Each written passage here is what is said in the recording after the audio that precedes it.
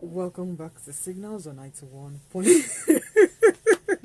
Welcome back to Signals on 91.3 Lagos Talks. This morning, we'll be looking at special needs children, the myths and truths about special needs children. Wonder when you see children and they don't look like us, they don't act like us, and you're wondering, what's wrong with this child?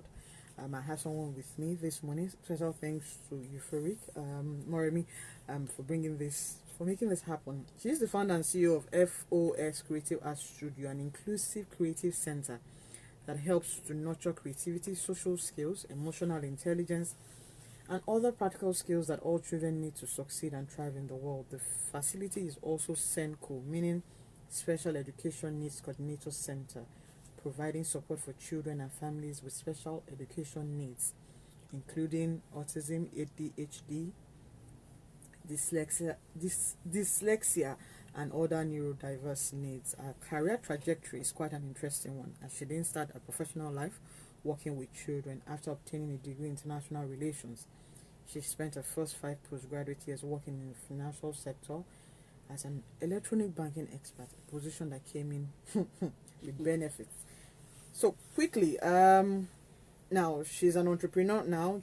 Her journey reminds her of the power of resilience and determination, and the amazing impact that we can have on the world when we pursue our dreams wholeheartedly and live a life of purpose. The remaining profile is certificates that she has very well earned. So, welcome to Signals. As I on the mic. Thank you. Osezusi, Bolodeoku. Yes. Finally. Okay then, so we're talking special needs children, myths and truths. And you decided to pursue a career in education and left banking. Okay. With a leap of faith. And what is it about that? What is it about education that got to you, that you decided that we're going to journey that way? Well, so I got in the banking industry, they did themselves a lot, and I went there. I got married, and of course, one has to leave. Yes, one has to leave, and it was a no-brainer going into education because my mom was a teacher, and she was a head of school before she passed on, and at that time I was already a Sunday school teacher at school. It was at church rather. It was so easy for me to work with children and all that. So the next thing was to go into education, and I'm so glad I did. So what is it about education that of course, working with the children, the fulfillment, and the fact that you can mold and impact lives even at that very young stage. Their brain is still young and everything. So yes, it's about my purpose now. It makes me happy. Okay, that's good. Cute, very cute. Very cute. But let's talk about special needs children. Before we came on here, I was telling you about I just was fascinated about children and special needs children, because a lot of time, because we're not equipped with the right information to take care of them, we tend to look at them as, permits me to use the word abiru, which they are not, because again it's because we're not educated and rightly, we tend to look at those children as if no, they have nothing to offer. So tell me about them and let's walk you through. Okay. So when we talk about special needs children, first and foremost, they are humans, they are individuals, right? Yes. And it also depends on the particular needs we're talking about. Okay. Take for example, autism. People say I'm in love with autism, really. Let's take for example autism. There are levels to autism. Okay. There are when I mean severity, levels to autism. And when you look at the strengths of individuals that have autism or autistic kids, you'll be amazed how singularly focused they are. I mean, when we talk about the richest men in the world, can you go check? Because they are so singularly focused and they have some traits. They are great at what they are great at. Yes, so I don't know what abiru means, but I know that it's quite derogatory. Very derogatory. The truth is, the movement now is the term neurodivergent. Yeah. It means the brain is different, but not less. Okay. So we're different, and they are different, but not less. Okay, yes. Good. I think I like where we're going. So, how then do we, for parents who have this wonderful set of kids, Yeah. how then are they well equipped to be able to handle single focused children? Because that's what we're going to call them all through the program. Yeah. Well, I would say, based on experience and working, can we keep our minds open, especially for parents? When you are blessed with such a child, can you just keep your mind open? It's not all bad. And it's not, yes, there's a phase of the denial, there's a phase of the pain, why me? But There's cultural stigmatization. yes, there's cultural stigmatization and all whatnot. There's where am I going to get support from? True. The society we live in, we are still struggling. I mean, I can't imagine we're still at the phase of awareness. Oh, yes. Yes. I know a certain organization spends money on trying to because educate them. parents are like, oh, God forbid, it's not my portion. It's where they are like that. Well, they are slow in the family, or there's no speech. It will get speech, and however, there is the gravitas of the delay and the impact is huge. The more you delay, the harder it becomes. Okay. The more you delay, so the sooner that child gets help, The better. the better. But then we're looking at expenses. Yes, we're looking at expenses. How and because you know we have parents who don't have the resources and they are laid on. And they're like, so what are we going to do? First things first is knowing what to do. Okay. Is knowing where to get support from, and the right support for your child, because there are different kinds of support. Okay. Yes. So when your mind is you've accepted, you've come to a place of acceptance. You do your research. You have people the likes of us. You have people doing the right things. I know we have this profession. You have so many people just doing stuff, right? But there are certain people that are doing the right thing, and they're not all. It's not all about money for some people. Okay. Wise is very expensive. Our trainings are extremely expensive, right? It is. There's still a part of us that gives back. So can you just approach one of those people? I could give you a list of those people that are doing the right thing, and of course my contacts. Okay, so Yes, let's go into FOS Creatives Okay. and tell me about that child that you had to work with that stressed you out. Oh, really? Yeah. With every child is a journey, is a different story. Okay. It's a different story, and truth is, every child will stress you out, whether neurodivergent or neurotypical. Neurotypical are what we call the normal child now. Every child will stress you out. However, when you know the way a child's brain works, and you know that some things are not actually intentional, they are not actually deliberate, right? You understand that you are to guide this child, right? And what we do at first, yes, I know we're a religious country and all that, but it's really backed up with loads of prayers, because you could do everything you can for a child, and then there won't be any progress. So when is progress? Oh, progress is okay. You have a child that is comes to you. The child is non-vocal. However, the child is verbal, like communicates verbally, perhaps through pointing, but the child is not speaking, right? And then the child comes to you. After some time, the child begins to make sounds. Sounds like Noise. Yes, or mom. That is progress. That needs to be celebrated. Yes.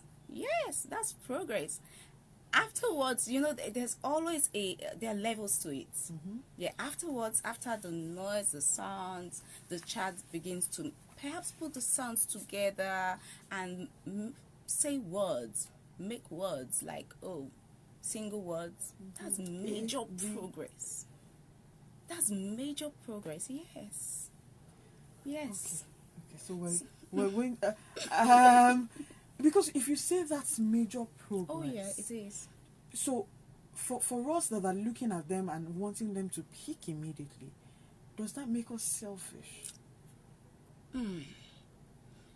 You go into school to study medicine, right? Or you go into school, do you know everything in the first 3 months? So I think sometimes we are very unfair at our expectations. Of the children? Yes. We are sometimes, and children are different. Some would do stuff. Mind you, they could pick up skills right now and the next thing they regress. So it could be a back and forth. So it's continuous. I am so glad I'm here, and if there's any message I'm going to leave out there, it's not all bad, as well as can we be consistent? Don't expect this child, after 3 months, this child has been having therapy. Some kids will have therapy in 2 years, and then the 3rd year, boom. So it means that we have to be patient. We have to be patient, yes. We have to be patient and consistent. Yes. Consistency. Yes, we have to. So how as yes, we say we're in a fast-paced world right now. How has technology helped you with children? Because now it's almost as if we have pandemic babies. Let's not go into those pandemic babies. No. Really, let's come back. Technology has helped a whole lot. Okay.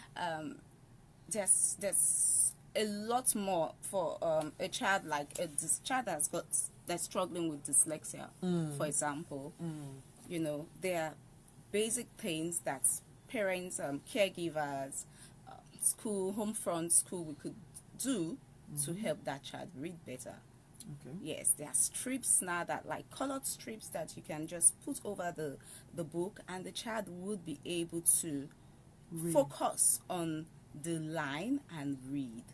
As well as, there's a voice recorder, there's a reader, audio readers, and all that. So technology has helped in that aspect. As well as, I've worked with children on the spectrum. When you work with them, you realize they oftentimes have this, they're intrigued by games, puzzles, and, computer, likes of Roblox, Minecraft, and all that. That's technology.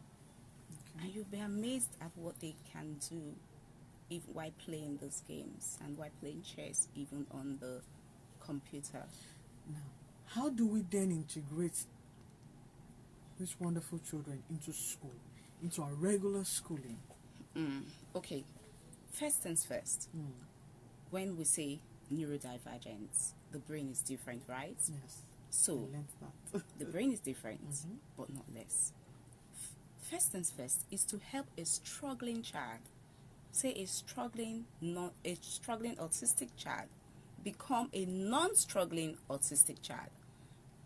We are not helping the child become normal, regular, realistic. Yes, we are not. No, but you're saying those struggles. Say they have the struggles of the motors, fine and gross motors. They have sensory issues like sensory integration challenges. You help them to process sensory as well as help their motor to make them school ready. Okay. To make them school ready. So when they are school ready, the goal is to help them to integrate and become independent eventually. So the parents are not, if I'm not around today, how will my child cope? how will my child do? Routines help a lot when the child knows. I don't know if you've seen this movie, the Good Doctor. Oh, it's something you should see. Like I'm adding that to my bucket list. Routines help a whole lot for some of them, and whilst I'm saying all this, let's keep in mind that it is a broad spectrum, so it is not what applies to one may not necessarily apply to the other. So it's based on the individual now. Please. So let's talk about bullying. Oh yes. Let's touch on that a bit. And how then do they address bullying? My personal response to this is, don't tear up, please. I know, right? My personal response to this is, in as much as we're helping our children that are on this space, on my space, like special needs children, integrate, can we help the neurotypical children as well to have more empathy? Can we help them to accept and love? Because the children on this side, the special needs children, they have no power on how others treat them. The only thing they can do is how to process it and how to know that, okay, it's not my fault, it's that person's fault. And that gives us a lot of work, right?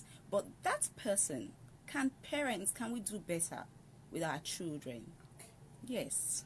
That's my, because it's something that is going to keep happening and keep occurring, so, we just have to do better. Okay. It signals on 91.3 Lagos Talks. I have with me Zuzi, and she is a special needs coach. And if you have questions, comments, please call us. WhatsApp us 0809 234 5913 or 009 191 3913. And okay, so for the benefit of people that are listening, 2 questions. 1, should I go on the break and come back? Okay. We'll be right back. Don't go anywhere. I hope you're not just doing a video, and then you come to this side and take details as well, so it's not just one person. How is it so far? You are doing it because you are live. Are you serious? You've been on Facebook Live. Oh! That's why I said you should chill. That helps. That is. Oh, thank you. Okay, so because I was going to ask you that, do you have a child personally who has special needs? Okay, you can ask. And I can talk about that. Because I want to hear that. I want to hear. So we are going back. We are going back. Okay, that's fine. We are going back. Okay, then welcome back. And so I have with me Zuzi Bolodeoku. I like that. I like the fact that I'm getting it right. And if you have questions or comment, call us 0809. Call us WhatsApp 009 234 5913. So 2 questions. Number 1 is, do you have personally a child who has special needs? Okay, I could speak on that. Okay. Go ahead. Just go ahead. So when I started working in the school, right, and I was first and foremost I started off as an assistant class teacher. Then I became a class teacher. And the school, an inclusive school, an amazing school, standard bearers in Lekki Phase 1. Okay. And I had some children in my class that were special needs. I am very empathetic by nature, and I'm a motivator by nature, so I kind of took special interest in these children. Then I had my kids. I have a set of twins, and they came in early. So yes, they stayed in the NICU, but not for long. And because of my exposure, when you know, like, something is wrong. When you know too much about something, and of course the doctor told me, oh, you should keep an eye on this one. You should keep an eye on this particular twin. So everything I was proactive, like, okay, what's he doing now? Has he met his milestones? What is going on? Everybody say, relax, nothing is going on. But there are intuitions. As a mother, you just know, something okay, this delay is not just right. There was a time at 11 months we had to take him for surgery and all that. you just know something is there, some delays. And that was how I said, okay, I started my trainings. Okay. And I just started intervention on what, okay, nothing is wrong with him, fine, right? Okay, I noticed this, motors, let's sort this out. I noticed this, let's sort this out. And I looked at strengths, and really that's how FOSS started, because he liked to play the keyboard. Got him a keyboard, and he plays very well. He plays the piano very well. He's great at. We focus more on the strengths. What are they great at? Can we look at the things they're single great? focus. Yes, can we look at the things they're great at? So that's pretty much how my journey started with special needs. So, from one child that I must spend and educate myself. Oh yes, on it. yes. So how do we then identify special needs children? Okay, that is quite straightforward. If as at 3 years a child's not doing certain things, like say a child is not cannot climb the stairs by themselves at age 3, I'm leaving it at 3 now, right? And there is no clear speech at age 3, but I would say this, there's something we call shared emotions and parallel emotions. So at 4 months, 5 months, you know, when you play with a child, the baby laughs, smiles back at you. That's shared emotions. So parents, mothers with young babies, Fathers too. Parents, caregivers, can we like just look at for those things? Does your child smile back at you? Do you have do you share emotions at 6 months, 7 months, or just parallel? Parallel. Or do you does a child get excessively irritable at sounds or lights? Just look at, you know, some children could cry and cry and cry. You really do not know what's making them cry. Can you just try and pay attention to that thing, that sound that comes on, or that light? Because as early as that stage, you can pick things. Professionals will know what to look at for. But that's why I said 3 years. At 3 years, if your child's not doing certain things, you should. Okay, so let me quickly pick this call. Hello, good morning. Hello. Hello, good morning. Good morning. Your name and where are you calling us from? My name is Ronke. I'm calling you from Lekki. Okay, go Hi, ahead. Mrs. Bolodeoku. So thank you for enlightening us. So my question is this. For you call them the neuropathic kids. I don't know, those are your regular kids. Oh, neurotypical. Yes. Neurotypical kids. Sorry about that. Go ahead. All right, so how do you enlighten them about kids with special needs? For kids that are not exposed to them, how do you put it to them that, oh, we have kids that are not like you, they are special needs kids, this is how they should be treated? Like, is there something in particular we're telling them? Or something like that? Thank you so much. How do we educate neurotypical kids about the special needs children? Yes, okay. That is quite straightforward. You teach your child to be kind. You teach your child to have empathy. You teach your child to know that everyone is different. When we had our summer camp this year, we had an inclusive summer camp. So we had children on the spectrum and neurotypical children, they were there. So when a child does something, and I remember a boy calling another child like, oh, weird, this child is acting weird, and I had to nip it on the board. Immediately. This child is not acting weird. This child's brain is different. However, this child that you think is acting weird because that child was such a is such a great musician. Like sings so well that when she's singing, like when she's singing, like people have to come from the other room to clap. Like, wow, who's singing?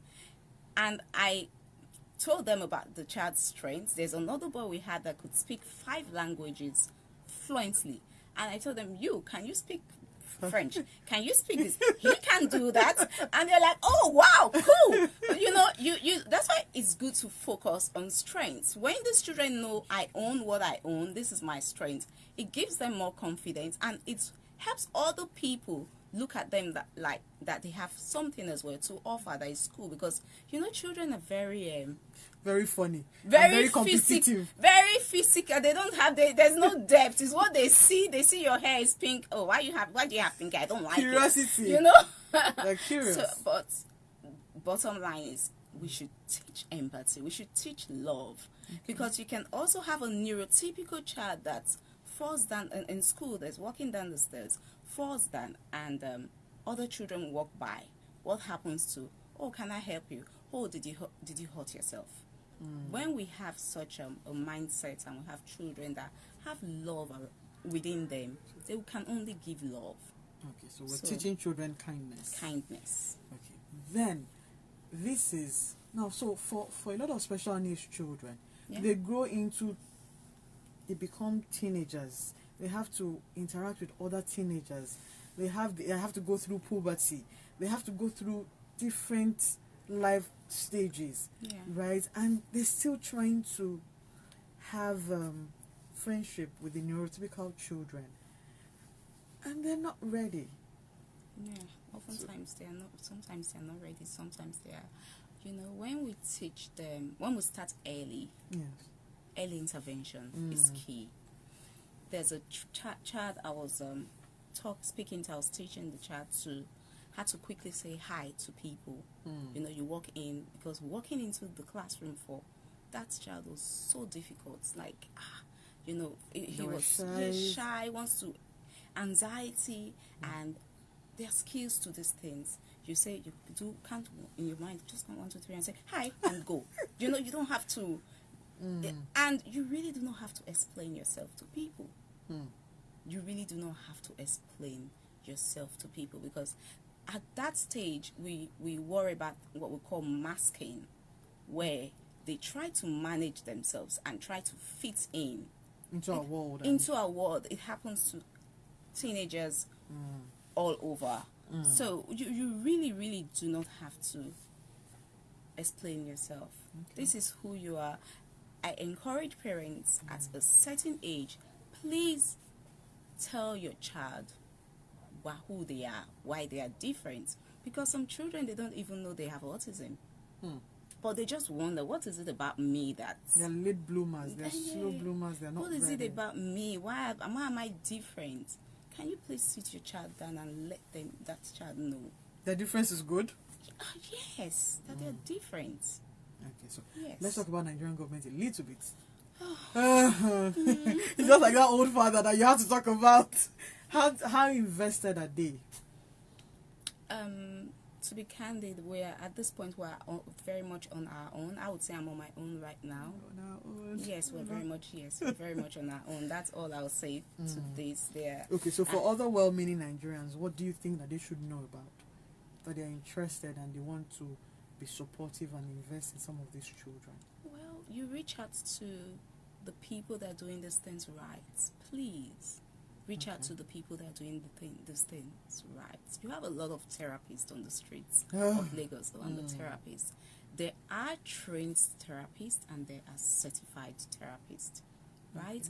And there is a place for passion in what we do. So if you are passionate about what you do, as well as you have the certificates to back your passion, you're good.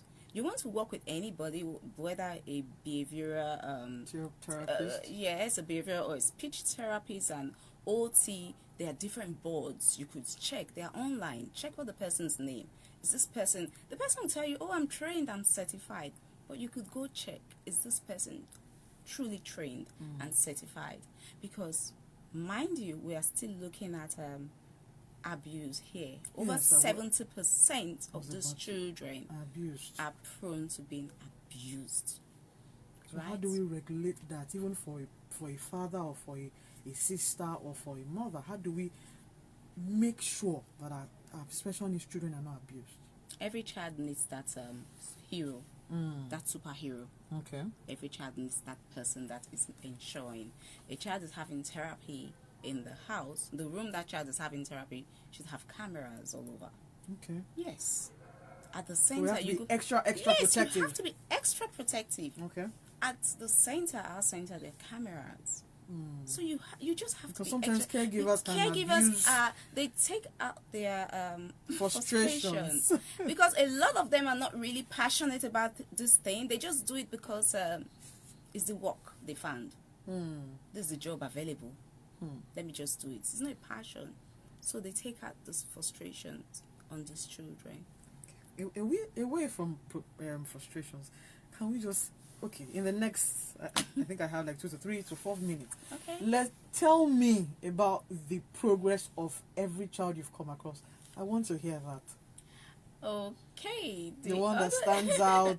I want to hear. They always do stand out. Okay, the other day, just this week, a parent came into the center and got us lunch. Okay. And we're really happy that a parent is doing that for us. And why is that? Because she has seen the progress of her daughter. The daughter, I was talking with our speech consultant, and the daughter saw a picture and said, "Oh, this is so cool." Initiating conversation is like the girl had never initiated conversation.